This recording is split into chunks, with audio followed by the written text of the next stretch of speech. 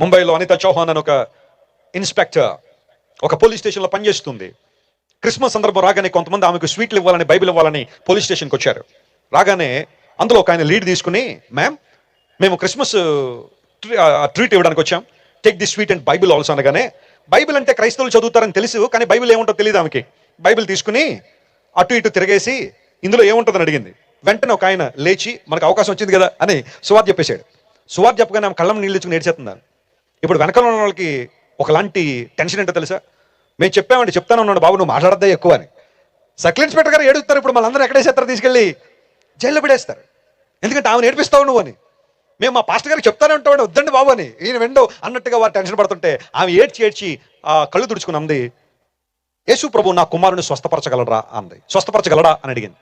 అప్పుడు స్వస్థత జరుగుతలేదు తర్వాత సంగతి, కానీ ముందు వీళ్ళందరూ రిలాక్స్ అయిపోయారు. ఎందుకోసం తెలుసా? ఈమె ఏడుస్తుంది సువార్త చెప్పేవని కాదనమాట, వాళ్ళ కుమారుడి కోసం. ఏమైందమ్మా మీ కుమారునికి? ఏమో కొంతకాలం వరకు బాగానే ఉన్నాడు, కానీ ఇప్పుడు మా కుమారుడు మంచం పట్టేశాడు, మంచం దిగట్లేదు. చుట్టుపక్కల పిల్లలందరూ చక్కగా ఆడుకుంటున్నారు, కానీ మా వాడు ఆడుకోవట్లేదు, మంచం పట్టే ఉన్నాడు. ఒక అమ్మాయిని పెట్టి నేను విధి నిర్వహణలో ముందుకెళ్ళాలి కాబట్టి మరలా ఉద్యోగంలో జాయిన్ అయ్యాను. నా కొడుకంటే నాకు చాలా ఇష్టం, నా కుమారుణ్ణి మీ దేవుడు స్వస్థపరచగలడా అని అడిగింది.